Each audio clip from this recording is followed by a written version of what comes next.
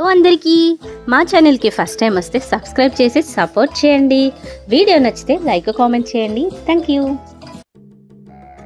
ఆరోగ్యంతో ఉన్న సింహం పార్ట్ 4.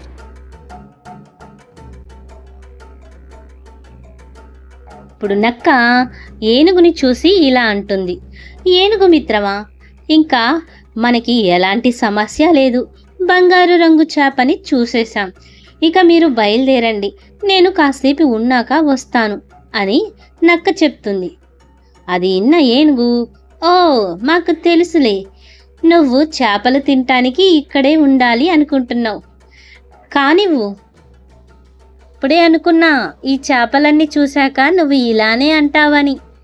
సరే మేము వెళ్తాములే. అలా ఏనుగు, జింక, కుందేలు అక్కడ నుంచి వెళ్ళిపోతాయి.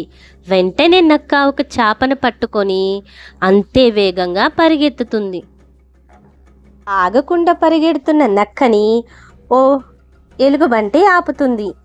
నా వెనుక పెద్ద సింహం వస్తుంది, నన్నాపకు అని నక్క పారిపోతుంది. నక్క చెప్పింది నిజమే అనుకోని ఎలుగుబంటి సింహం వస్తుందా అని చూస్తుంది. కానీ సింహం రాదు, ఏమీ రాదు.